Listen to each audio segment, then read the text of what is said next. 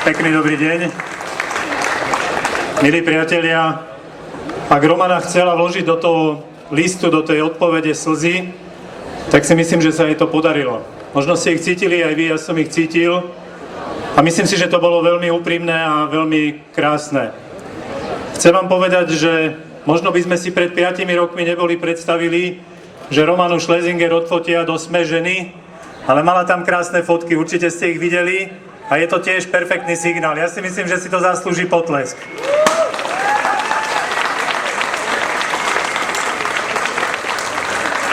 Pre mňa toto podujatie je o dvoch veciach. O tolerancii a rovnoprávnosti. Tolerancia je niečo, čo je spojené s našim mestom. Bratislava vždy bola tolerantná k iným názorom, k iným náboženstvám.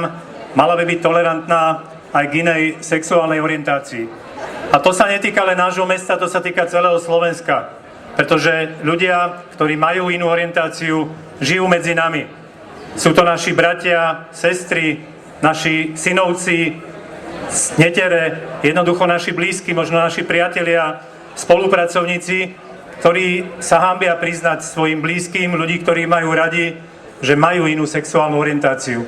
Lebo tá väčšinová spoločnosť akoby nebola na to stále pripravená. Ale práve vďaka tomuto pochodu, ktorý sa koná každoročne, je to taká pripomienka, že je to normálne. Sme tu aj my a chceme, aby sme žili normálne spolu s vami ostatnými. To znamená, tá tolerancia by sa mala preniesť z tých myšlienok a sloganov aj do každodenného života. Rovnako by sa mala do každodenného života preniesť rovnosť.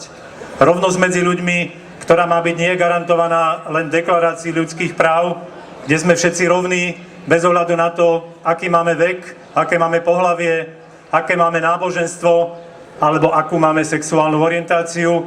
To znamená nielen deklarácia, ale aj premietnutie do právneho poriadku. O tom tu bolo veľa povedané, ja som presvedčený, že sa to stane.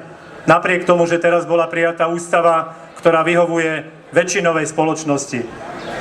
Podľa mňa bude a musí nasledovať krok, ktorý skôr či neskôr príde a v ktorom sa povie, áno, chceme vytvoriť aj priestor pre partnerstva ľudí, ktorí majú inú sexuálnu orientáciu. Ten krok príde. Možno sa tu ešte stretneme veľakrát, kým sa to stane, kým tá väčšinová spoločnosť dvihne ruku a povie, že to tiež chce a že to nechceme len vy a my, ale že to chcú väčšina z nás.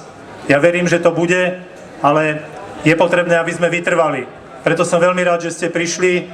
Mesto Bratislava vás podporuje a bude vás podporovať aj naďalej.